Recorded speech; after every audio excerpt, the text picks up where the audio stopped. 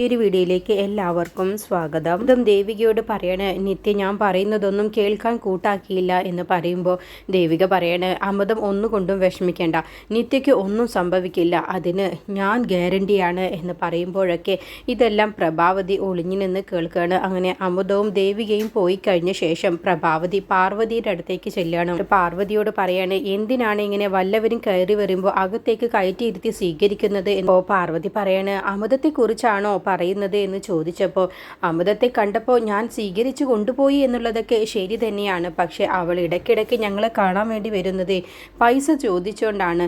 ഒരു തവണ സഹായിച്ചാൽ പിന്നെ അങ്ങനെയാണ്.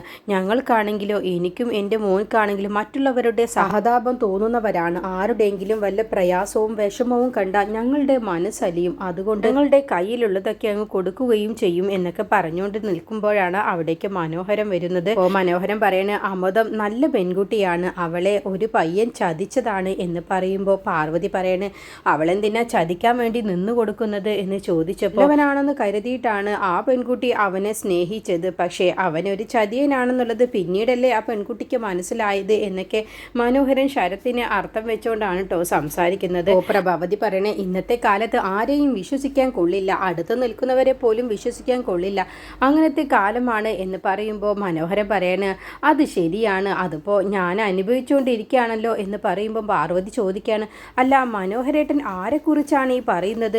അത് മനസ്സിലാവേണ്ടവർക്ക് മനസ്സിലായിട്ടുണ്ട് എന്ന് പ്രഭാവതിയെ ഒന്ന് നോക്കിക്കൊണ്ടാണ് പറയുന്നത്. അല്ലേ ശരത്തിൻ്റെ അമ്മേ എന്ന് കളിയാക്കിയ മട്ടിൽ ചോദിക്കുമ്പോൾ പെട്ടെന്ന് പ്രഭാവതി പതർച്ചയോട് കൂടി പറയണ ആ അതെ ശരിയാണ്. അപ്പോൾ മനോഹരം പറയണ പാവം അമൃതം ആ പെൺകുട്ടിയെ ചതിച്ചത് ഒരു മാന്യനാണ് എന്ന് പറയുമ്പോൾ പാർവതി പറയണേ അങ്ങനെയാണെങ്കിൽ ആ പെൺകുട്ടി അങ്ങ് കേസ് കൊടുക്കട്ടെ, അവനെതിരെ അവളെ പ്രേമിച്ചു ചതിച്ചു എന്ന് പറഞ്ഞുകൊണ്ട്, അങ്ങനെയല്ലേ ചെയ്യേണ്ടത് ശരത്തിൻ്റെ അമ്മേ എന്ന് വീണ്ടും ചോദിക്കുമ്പോൾ എനിക്കറിയില്ല, എനിക്ക് അപ്പുറത്ത് പണിയുണ്ട്, ശരത്തിന് മരുന്ന് കൊടുക്കാൻ സമയമായി എന്ന് പറഞ്ഞുകൊണ്ട് പെട്ടെന്ന് പ്രഭാവതി അവിടെ നിന്ന് അങ്ങ് പോവാട്ടോ. അപ്പോൾ തന്നെ മനോഹരന് കാര്യം മനസ്സിലാവാണ്. അപ്പോൾ മനോഹരൻ വീണ് തുടങ്ങിയിട്ടുണ്ട് അമ്മയും മോനും എന്നുള്ള ഭാവത്തിലാണ് ഒരു സന്തോഷത്തോടു കൂടി അവർ പോകുന്നത്. മനോഹരൻ നോക്കി നിൽക്കുന്നത്.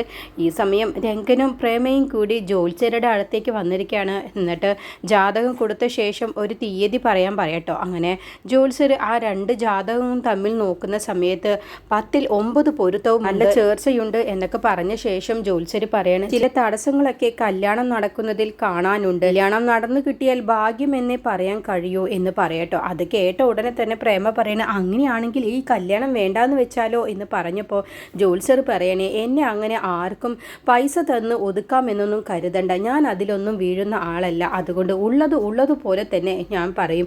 ഏതായാലും ഒന്നുകൂടി ഞാൻ ജാതകങ്ങൾ തമ്മിൽ നോക്കട്ടെ എന്ന് പറഞ്ഞുകൊണ്ട് അതിനുള്ള ഒരു പരിഹാരം കൂടി നോക്കുകയാണ്. അതോടുകൂടി പരിഹാരങ്ങൾ ചെയ്യാനുള്ള കാര്യങ്ങളൊക്കെ രംഗനോട് പറഞ്ഞു കൊടുക്കുകയാണ്, എഴുതി കൊടുക്കുകയാണ്. ഇതുപോലെ ചെയ്തേക്ക്, കല്യാണം നടക്കുന്നതിൻ്റെ മുന്നേ 7-ാം തീയതിയാണ് നല്ല ഒരു തീയതിയുള്ളത്, 7-ാം തീയതി 12-നും 12:30-ക്കും ഇടയ്ക്ക് നിങ്ങൾക്ക് കല്യാണം നടത്താനുള്ള സമയം തീയതിയും കുറിച്ചിട്ടുണ്ട് എന്നൊക്കെ പറഞ്ഞിട്ടാണ് ജോത്സ്യർ അത് കൊടുക്കുന്നത്. അപ്പോൾ പ്രേമ കൊടുക്കുന്ന സമയത്ത് ഇടത്തെ കൈകൊണ്ടാണ് ഈ ജാതകം എനിക്ക് തന്നത്, അത് കഴിഞ്ഞ് ഒരു തവണ നിരത്ത് വീഴുകയും ചെയ്തു, അപ്പോഴേ എനിക്കൊരു ചെറിയ സംശയമുണ്ട്, ഇതിലെന്തോ ഒരു തടസ്സമുണ്ടെന്ന്. അപ്പോൾ ഇപ്പോൾ ഞാൻ പറയുന്നത് പോലെ ഈ കല്യാണം നടന്നു കിട്ടിയാൽ തന്നെ ഭാഗ്യമെന്നാണ് പറയാൻ കഴിയൂ, അത്രയും തടസ്സങ്ങളുണ്ട് കല്യാണം നടന്നു കിട്ടാൻ എന്നൊക്കെ പറയുന്ന സമയത്ത് രംഗം പറയണേ സ്വാമി പറഞ്ഞതുപോലെ ഇതിനുള്ള പരിഹാരങ്ങൾ ഞങ്ങൾ ചെയ്തോണ്ട് എന്ന് പറഞ്ഞുകൊണ്ടാണ് അവിടെ നിന്നും തീയതിയും കുറിച്ച് അവർ പോകുന്നത്. അപ്പോൾ ഇവർ വരുന്നതും കാത്താണ് ചന്ദ്രലേഖ അവിടെ നിൽക്കുന്നത്. എന്നിട്ട് ചന്ദ്ര കാര്യങ്ങളൊക്കെ ധൃതിയിൽ ചോദിച്ചറിയുകയാണ്. എന്താണ് പറഞ്ഞത് ജോത്സ്യർ, തീയതിയൊക്കെ കുറിച്ചോ എന്നൊക്കെ ചോദിക്കുമ്പോൾ പ്രേമ ദേഷ്യത്തിൽ പറയുകയാണ് എന്തുണ്ടാവാൻ, ഞാൻ പറഞ്ഞതുപോലെ തന്നെ സംഭവിച്ചു, തടസ്സങ്ങളുണ്ടത്രേ വിവാഹം നടന്നു കിട്ടാൻ, വിവാഹം നടന്നാൽ തന്നെ ഭാഗ്യം എന്നൊക്കെയാണ് ജോത്സ്യർ പറഞ്ഞത്, അതിന് പരിഹാരങ്ങളൊന്നും പറഞ്ഞില്ലേ എന്ന് ചോദിക്കുമ്പോൾ വലിയ ഒരു ചീട്ട് തന്നെ തന്നിട്ടുണ്ട്, പരിഹാരം ചെയ്തിട്ടൊന്നും ഒരു കാര്യവുമില്ല, എനിക്ക് ആദ്യമേ ഇഷ്ടമല്ല എന്നുള്ളത് ഞാൻ പറഞ്ഞതാണ്, പക്ഷെ ഇവരാരും അത് കേട്ടില്ല, ശ്രുതിക്ക് സംഭവിച്ചതുപോലെ സിദ്ധുവിനും സംഭവിക്കും എന്നുള്ള അർത്ഥത്തിലാണ് ആ ജോത്സ്യർ പറഞ്ഞത് എന്ന് പറയുമ്പോൾ രംഗം പറയണം അങ്ങനെയൊന്നും ആ ജ്യോത്സ്യർ പറഞ്ഞില്ലല്ലോ എന്ന് പറയുമ്പോൾ അതിന് നിങ്ങൾക്ക് മനസ്സിലാവില്ല, അയാൾ പറയാതെ പറഞ്ഞത് അത് തന്നെയാണ്. ഞാൻ അപ്പോഴേ പറഞ്ഞതാണ്, നിങ്ങൾക്കാർക്കും ഒരു നഷ്ടവും വരാൻ പോകുന്നില്ലല്ലോ. എൻ്റെ അനിയന് ജീവിതമല്ലേ ഇല്ലാതാവാൻ പോകുന്നത്. അതുകൊണ്ട് എനിക്ക് തുടക്കത്തിൽ ഇത് ഇഷ്ടമില്ല എന്ന് പറഞ്ഞപ്പോൾ നിങ്ങളാരും അത് അനുസരിച്ചില്ല എന്ന് പറയട്ടെ. അപ്പോൾ ചന്ദ്രലേഖ പറയണേ, നിങ്ങൾ ഈ പറയുന്നതൊന്നും സിദ്ധു എന്തായാലും ഇതൊന്നും വിശ്വസിക്കാൻ പോകുന്നില്ല, പ്രത്യേകിച്ച് ദേവികയുടെ കാര്യത്തിലാവുമ്പോൾ എന്ന് പറയുമ്പോൾ ഞാൻ പറയുന്നത് ആരും കേൾക്കണ്ട, എല്ലാവരും അനുഭവിക്കുമ്പോൾ മാത്രം മനസ്സിലാക്കിക്കോളും എന്നും പറഞ്ഞുകൊണ്ട് ചാടിത്തുള്ളിക്കൊണ്ടാണ് ദേഷ്യത്തിൽ അകത്തേക്ക് പോകുന്നത്. അപ്പോൾ ചന്ദ്രയാണെങ്കിലോ സന്തോഷത്തിലാണ് കേട്ടോ നിൽക്കുന്നത്. എല്ലാം ഞാൻ ഉദ്ദേശിക്കുന്നത് പോലെ നടക്കുന്നുണ്ട് എന്നുള്ള ഭാവത്തിൽ ഈ സമയം സിദ്ധു ദേവികയും കൂട്ടിയിട്ട് നേരെ മനോഹരന്റെ വീട്ടിലേക്ക് വരികയാണ്. അപ്പോൾ അവർ രണ്ടുപേരും കൂടി വരുന്നത് പാർവതിക്കും മുത്തശ്ശിക്കും ഒട്ടും തന്നെ ഇഷ്ടപ്പെടുന്നില്ല കേട്ടോ. അപ്പോൾ പാർവതി പറയണ, അല്ല രണ്ടുപേരും ഒരുമിച്ചുള്ള കറക്കമൊക്കെ തുടങ്ങിയോ എന്ന് ചോദിക്കുമ്പോൾ ദേവിക പറയണ, ഡ്രസ്സ് സൂക്ഷിക്കാൻ വേണ്ടി 1-2 കടകൾ നോക്കാൻ വേണ്ടി ഞങ്ങൾ ഒരുമിച്ച് പോയതാണ്. അപ്പോൾ ഒരു കട റെഡി ആയിട്ടുണ്ട്, പക്ഷേ വാടകയുടെ കാര്യത്തിലാണ് ഇപ്പോൾ ഒരു സംശയത്തിൽ നിൽക്കുന്നത് എന്നൊക്കെ പറയട്ടെ. അപ്പോഴാണ് മനോഹരൻ അവിടേക്ക് വരുന്നത്. അങ്ങനെ മനോഹരൻ പറയുന്നത്, മോന് ഇരിക്കുക എന്ന് പറയുമ്പോൾ, ഇല്ല അച്ഛാ, എനിക്ക് പെട്ടെന്ന് പോകണം എന്ന് പറയണം. അച്ഛൻ വിളിച്ചിരുന്നോ എന്ന് ചോദിക്കുമ്പോൾ, ഇല്ല വിളിച്ചിരുന്നില്ല, എങ്കിൽ ഞാൻ ഇപ്പം തന്നെ അച്ഛന് വിളിച്ചു തരാം, അച്ഛനൊരു കാര്യം പറയാനുണ്ട് എന്ന് പറഞ്ഞുകൊണ്ട് സിദ്ധുവിൻ്റെ അച്ഛന് വിളിക്കുകയാണ് കേട്ടോ. എന്നിട്ട് പറയണ്, ജ്യോത്സ്യരുടെ അടുത്ത് പോയി കല്യാണ തീയതി കുറിച്ച കാര്യം ദേവികയുടെ അച്ഛനോട് പറഞ്ഞേക്ക് എന്ന് പറഞ്ഞ് ഫോണ് കൊടുക്കുകയാണ്. അപ്പോൾ മനോഹരനോട് പറയാണ്, ഞാൻ നേരിട്ട് വന്ന് പറയണോ അതോ ഫോണിലൂടെ പറയണോ എന്നുള്ള കൺഫ്യൂഷനിൽ ഇരിക്കുകയായിരുന്നു, അതാണ് വൈകിയത്.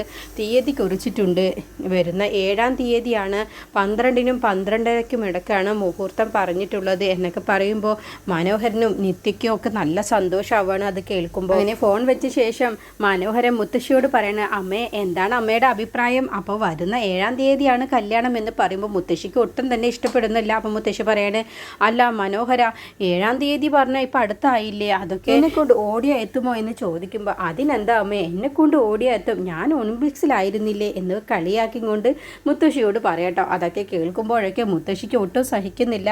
അങ്ങനെ ദേവികയോട് പറയോളെ, നീ സിദ്ധുവിന് ചായ ഇട്ട് കൊടുക്ക് എന്ന് പറയട്ടോ. അങ്ങനെ ദേവിക സിദ്ധുവിന് ചായ ഇടാൻ വേണ്ടി പോവാണ്. അപ്പോഴൊക്കെ ഇതൊക്കെ കേൾക്കുമ്പോൾ തീയതി കുറിച്ചതും കല്യാണം ഇനി വരുന്ന 7-ാം തീയതിയാണ് എന്നൊക്കെ പറയുമ്പോഴും ദേവികയുടെ മനസ്സിൽ നല്ല വിഷമമുണ്ട്. സങ്കടത്തോട് കൂടിയിട്ടാണ് ദേവിക അതൊക്കെ കേട്ടുകൊണ്ട് നിൽക്കുന്നത്. അങ്ങനെ സിദ്ധു ശരത്തിനെ കാണാൻ വേണ്ടി ശരത്തിൻ്റെ അടുത്തേക്ക് ചെല്ലുകയാണ്. അപ്പോൾ മുത്തശ്ശി പാർവതിയോട് പറയണേ, ഇപ്പം എന്തായി, അവളുടെ വിവാഹം അങ്ങ് അടുത്തില്ലേ എന്ന് പറയുമ്പോൾ, അമ്മ ഒന്നുകൊണ്ടും ടെൻഷൻ ആവണ്ട, അവളുടെ വിവാഹം നിശ്ചയിച്ചിട്ടല്ലേ ഉള്ളൂ, വിവാഹം നടന്നിട്ടൊന്നുമില്ലല്ലോ. അപ്പോൾ നമുക്ക് നടക്കുമോ ഇല്ലേ എന്നുള്ളത് നമുക്കൊന്ന് നോക്കാം എന്ന് പറഞ്ഞ് ആ കല്യാണം മുടങ്ങും എന്നുള്ള ഭാവത്തിലാണ് കേട്ടോ പാർവതി മുത്തശ്ശിയോട് സംസാരിക്കുന്നത്. എന്നിട്ട് സിദ്ധു ശരത്തിൻ്റെ അടുത്ത് പോയി സംസാരിക്കുകയാണ്. അല്ല, ഇങ്ങനെ വീൽ ചെയറിൽ ഇരിക്കുന്നത് കൊണ്ട് പുറത്തൊന്നും പോകാൻ കഴിയാത്തത് കൊണ്ട് വല്ലാത്ത അസ്വസ്ഥതയും ബുദ്ധിമുട്ടും തോന്നുന്നുണ്ടോ എന്ന് ചോദിക്കുമ്പോൾ, അങ്ങനെ തോന്നിയിട്ടിപ്പോൾ കാര്യമൊന്നുമില്ലല്ലോ, എനിക്കിന്ന് സംഭവിച്ചു, പക്ഷേ നാളെ ആർക്കാണ് സംഭവിക്കുക എന്നൊന്നും പറയാൻ കഴിയില്ലല്ലോ എന്ന് ശരത്ത് അർത്ഥം വെച്ചോട്ട് സംസാരിക്കുകയാണ്. അപ്പോൾ സിദ്ധു ചോദിക്കുകയാണ്, അതെന്താ നീ അങ്ങനെ പറഞ്ഞത്? ഒന്നുമില്ല, ഞാൻ വെറുതെ അങ്ങ് പറഞ്ഞതാണ്. അപ്പോൾ സിദ്ധു പറയണേ, ഞാനിപ്പോൾ അതിനെക്കുറിച്ചൊന്നും സംസാരിക്കാനല്ലേ ഇവിടേക്ക് വന്നത്, ഞാനൊരു പ്രധാനപ്പെട്ട കാര്യം പറയാനാണ്. എൻ്റെയും ദേവികയുടെയും കല്യാണം 7-ാം തീയതിക്ക് ഉറപ്പിച്ചു, അതിനെക്കുറിച്ച് പറയാനാണ്.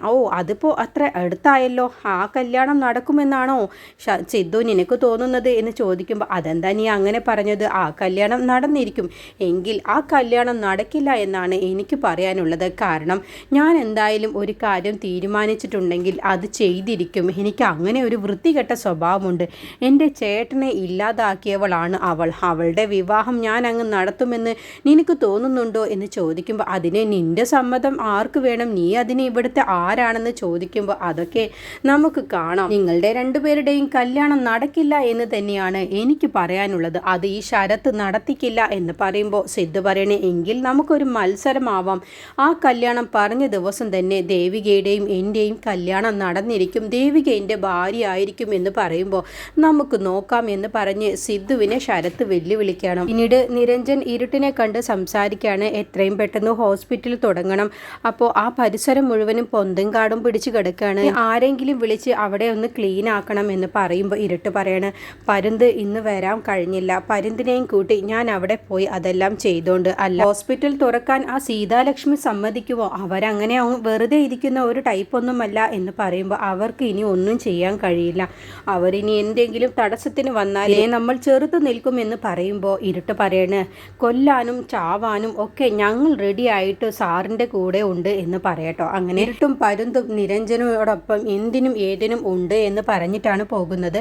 ഈ സമയം ദേവികയുടെ അടുത്തേക്ക് ശരത്ത് ചെല്ലാണ്. എന്നിട്ട് എന്താണാവോ സ്വപ്നം കാണാണോ എന്ന് ചോദിക്കുമ്പോൾ, എന്താടാ ശരത്തെ എനിക്ക് സ്വപ്നം കണ്ടൂടെ എന്ന് ചോദിക്കുമ്പോൾ, അല്ല നിന്റെ വിവാഹം ഇങ്ങ് അടുത്തില്ലേ, പക്ഷെ ആ വിവാഹം നടക്കുമെന്ന് നിനക്ക് തോന്നുന്നുണ്ടോ എന്ന് ചോദിക്കുമ്പോൾ, അതെന്താ നടക്കില്ല എന്നാണോ നീ പറഞ്ഞു വരുന്നത്, അത് നടത്താൻ ഞാൻ സമ്മതിക്കില്ല എന്ന് പറയുമ്പോൾ, നിനക്ക് ഇത്രയൊക്കെ കിട്ടിയതും പോരെ എന്ന് ചോദിക്കുമ്പോൾ, നീ എന്നോട് ചെയ്തതിനൊന്നും ഞാൻ നിന്നെ വെറുതെ വിടാൻ പോകുന്നില്ല എന്ന് പറയുമ്പോൾ ദേവിക പറയണേ, നിന്റെ സ്കൂട്ടറിലെ നെട്ട് ഊരിപ്പോയത് നിനക്ക് ഓർമ്മയില്ലേ, നിനക്കിപ്പോൾ വീൽ ചെയറിലെങ്കിലും ഇരിക്കാൻ കഴിഞ്ഞു, പക്ഷേ അടുത്തത് ഇനി വീൽ ചെയറിലാവില്ല, നീ കിടക്കാനാവും പോകുന്നത് എന്ന് പറയുമ്പോൾ, നിനക്ക് എന്നെ ഒന്നും ചെയ്യാൻ കഴിയില്ല, നാളെ എൻ്റെ പ്ലാസ്റ്റർ വെട്ടുന്ന ദിവസമാണ്, നീ എന്നോട് ചെയ്തതിനെല്ലാം കണക്ക് പറഞ്ഞ് നീ ഇനി അനുഭവിക്കേണ്ടി വരുമെന്ന് പറയുമ്പോൾ, അങ്ങനെയാണെങ്കിൽ നീ പറയുന്ന സ്ഥലത്തേക്ക് ഞാൻ വരാൻ തയ്യാറാണടാ, നീ ഈ കാണുന്ന ദേവികയെ നീ ശരിക്കും മനസ്സിലാക്കിയിട്ടില്ല എന്ന് പറഞ്ഞ് ശരത്തിനെ ദേവികയും വെല്ലുവിളിക്കാണ്. നിനക്ക് എന്നെ ഒന്നും ചെയ്യാൻ കഴിയില്ല, എന്നോട് കളിക്കുമ്പോൾ സൂക്ഷിച്ചോ എന്ന് തന്നെയാണ് ദേവികയും ശരത്തിനോട് പറയുന്നത്. അങ്ങനെ ശരത്തിന് ദേഷ്യം പിടിച്ചിട്ടാണ്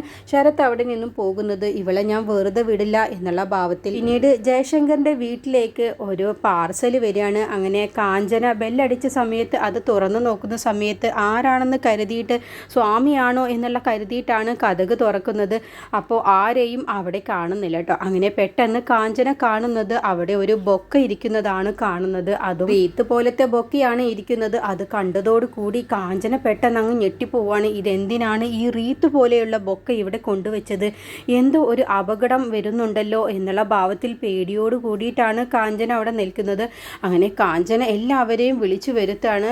പേടിച്ചുകൊണ്ട് ജയശങ്കറിനെയും അക്ഷരിയെയും നിരഞ്ജനെയും ഒക്കെ വിളിച്ചു വരുത്താണ് കേട്ടോ. അങ്ങനെ അവരെല്ലാവരും പുറത്തേക്ക് വരുന്ന സമയത്ത് അവിടെ ആ ഈ റീത്ത് ഇരിക്കുന്നത് കാണുമ്പോൾ ആരോ ഇതിൻ്റെ പിന്നിലുണ്ട് എന്ന് മനസ്സിലാക്കണം. അപ്പോൾ ഇനിയും ആരോ ഒളിഞ്ഞു നിന്ന് നമുക്ക് ശത്രുക്കളായി ആരോ ഒളിഞ്ഞു നിന്ന് കരുക്കൾ നീക്കുന്നുണ്ട് എന്നുള്ള കാര്യം അക്ഷരയ്ക്കും നിരഞ്ജനും മനസ്സിലാവുന്നുണ്ട്. ഇനി പാർവതിയെ പ്രഭാവതിയും ശരത്തും കൂടി എരിപിരി കയറ്റി സംസാരിക്കുകയാണ്. സിദ്ധുവിൻ്റെയും ദേവികയുടെയും വിവാഹം അടുത്ത മാസം 7-നല്ലേ നിശ്ചയിച്ചിട്ടുള്ളത്, ഇനി അധികം ദിവസമില്ല, പിന്നെ എന്തിനാണ് ഇനി അവൾ സുധിയുടെ താലി കഴുത്തിലിട്ടുകൊണ്ട് നടക്കുന്നത് എന്നൊക്കെ പറഞ്ഞുകൊണ്ടാണ് അവർ എരിപിരി കയറ്റി പാർവതിയോട് സംസാരിക്കുന്നത്. അത് കണ്ടപ്പോൾ പാർവതി പറയണേ, എൻ്റെ മോൻ്റെ താലി കഴുത്തിലിട്ടുകൊണ്ട് അവൾ ഇനി നടക്കില്ല, എൻ്റെ മോൻ്റെ താലി കഴുത്തിലിട്ടുകൊണ്ട് അവൾ ഇനി മറ്റൊരാളുടെ മുന്നിൽ തല കുനിക്കാനും പോകുന്നില്ല, ആ താലി ഇന്ന് തന്നെ ഞാൻ അത് അഴിച്ചു വാങ്ങും എന്ന് പറഞ്ഞുകൊണ്ടാണ് ദേവികയുടെ അടുത്തേക്ക് ചെല്ലുന്നത്. അങ്ങനെ ദേവികയും മനോഹരനും കൂടി സംസാരിച്ചുകൊണ്ടിരിക്കുകയാണ്.